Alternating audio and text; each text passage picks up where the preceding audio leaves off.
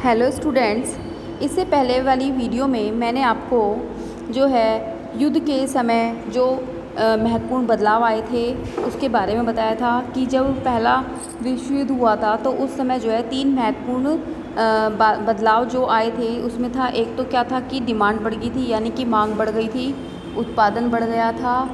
और फिर दूसरी बात ये थी कि उत्पादन बढ़ गया और उत्पादन ज़्यादा करने के लिए क्या हुआ, रोज़गार बढ़ गया, लोगों को काम देना पड़ा, काम कर, तो इस वजह से क्या हुआ, रोज़गार बढ़ गया। लेकिन युद्ध के बाद क्या हुआ, इसका अपोजिट हो गया, मांग घट गई, उत्पादन घट गया और रोज़गार भी घट गया। देखिए, इसे समझने के लिए हम गेहूं का उदाहरण लेते हैं। देखिए, विश्व युद्ध के पहले जो था, गेहूं का जो निर्यात करता था वो पूर्वी एशियाई जो यूरोप है वो करता था, ठीक है, यानी कि एक जगह से जो है गेहूं निर्यात किया जाता था। लेकिन विश्व युद्ध के समय क्या हुआ, गेहूं की जगह जो है औद्योगिक सामान की मांग अधिक रही, ठीक है, औद्योगिक सामान जो फैक्ट्री वगैरह में बनता है उस तरह का, इसलिए कृषि पर आधारित जो उत्पादन था वो कम कर दिया गया। इस बात का फ़ायदा जो है किसने उठाया, यूएसए और कनाडा को हुआ। अब क्या हुआ कि यूएसए और कनाडा इन दोनों ने जो है औद्योगिक सामान के साथ साथ इन्होंने कृषि उत्पादन करना भी शुरू कर दिया। अब इससे क्या हुआ कि विश्व युद्ध समाप्त हो गया, तो क्या हुआ, पूर्वी यूरोप में गेहूं की पैदावार सुधर गई। जब विश्व युद्ध समाप्त हुआ तो जो पूर्वी यूरोप था उसमें जो है, जो इन्होंने गेहूं की पैदावार कम कर दी थी तो वो भी सुधर गई। और अब क्या हुआ कि विश्व के बाज़ार में गेहूं सेल करने वाले 3 और काफ़ी लोग हो गए, यानी कि काफ़ी व्यापारी हो गए। जैसे कि पहले तो केवल पूर्वी एशिया यूरोप करता था, फिर बाद में जो है कनाडा और यूएसए भी करने लगा, जिसके कारण क्या हुआ, उत्पादक को हानि हुई, यानी कि प्रोडक्शन बढ़ गया, मतलब प्रोडक्शन बढ़ गया और डिमांड हो गई कम, जिसके कारण क्या हुआ कि नुकसान उठाना पड़ा उत्पादक को।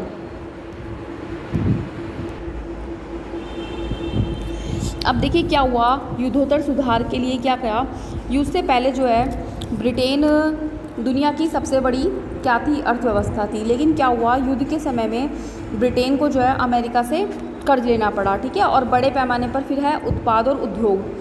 युद्ध के बाद जो है अमेरिका में सुधार जो है बहुत रफ्तार से हुआ। देखिए, आपकी बुक में हेडिंग रखी है, अमेरिका में अधिक उत्पादन की प्रक्रिया।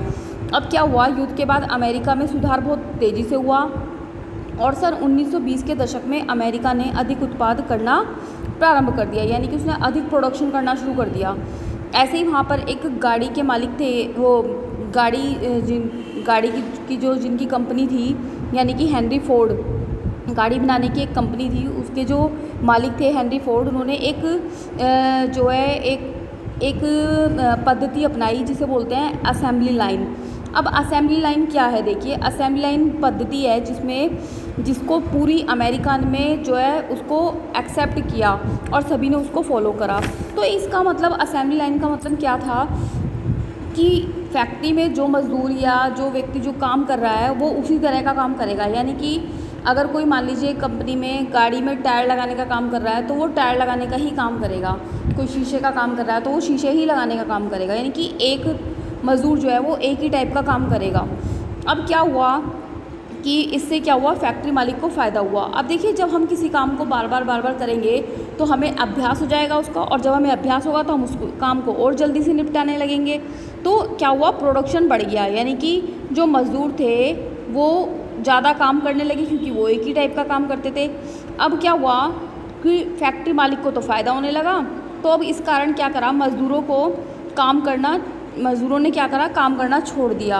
अब क्या हुआ, इस चुनौती से निपटने के लिए फोर्ड ने हताश होकर जनवरी सन 1914 से वेतन को दुगना घोषित कर दिया इसने, यानी कि उस समय समथिंग ऐसा मान लीजिए जैसे $5 प्रतिदिन कर दिया गया।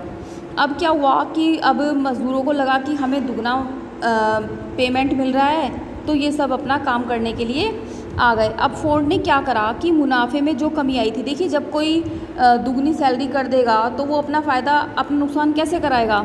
तो फोर्ड ने क्या करा कि इसने एक काम भी बढ़ा दिया ताकि इसको नुकसान ना हो। तो असेंबली लाइन की जो रफ्तार थी वो क्या हुआ, बार बार बढ़ाने लगा ये। अब मज़दूर जो थे उन पर बोझ बढ़ता जा रहा था, तो फोर्ड अपने इस फैसले से लेकिन बहुत ही संतुष्ट था। अब क्या हुआ कि अमेरिका में उत्पाद बढ़ गया। अब आवश्यकता पड़ी किस चीज़ की, देखिए, जब प्रोडक्शन ज़्यादा हो गया तो तो उसको बेचने के लिए मार्केट की भी आवश्यकता पड़ेगी ना।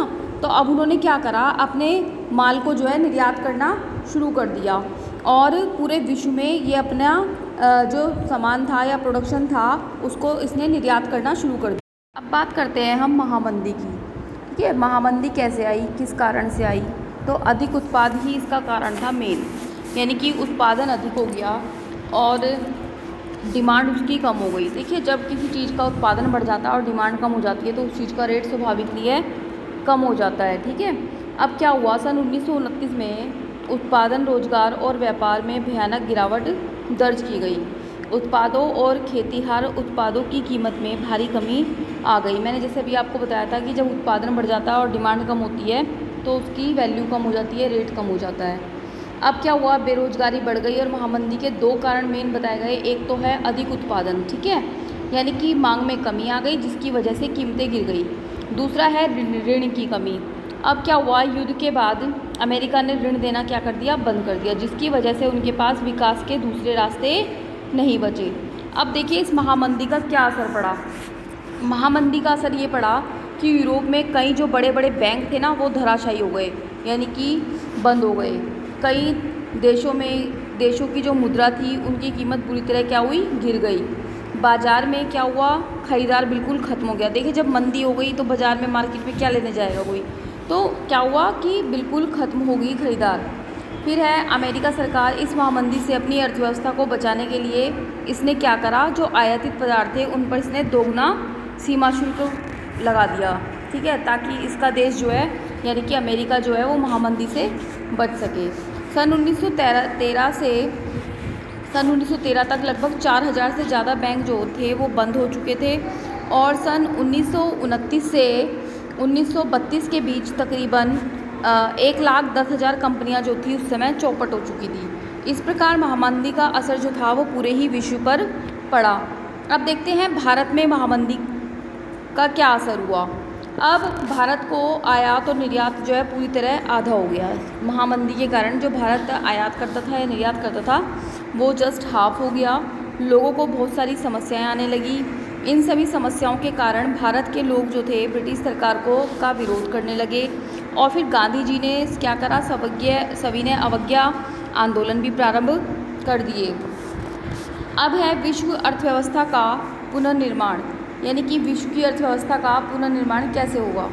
युद्धोत्तर काल में पहला विश्व युद्ध खत्म होने के बाद 2 दशक के बाद दूसरा विश्व युद्ध प्रारंभ हो गया, यानी कि जब पहला विश्व युद्ध खत्म हुआ उसके लगभग 20 साल बाद जो है दूसरा विश्व युद्ध प्रारंभ हो गया, जो और भी ज़्यादा कैसा था, भयानक था।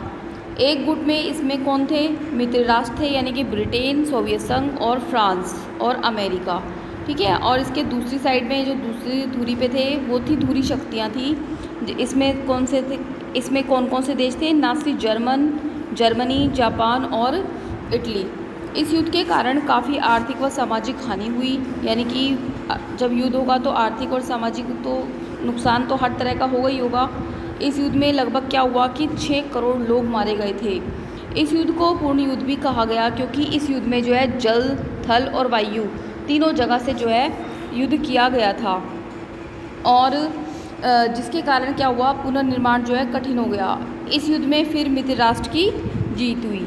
जैसे कि पहले विश्व युद्ध हुआ था तो उसमें भी मित्र राष्ट्र की जीत हुई थी, इसी तरह से इसमें भी मित्र राष्ट्र की जीत हुई।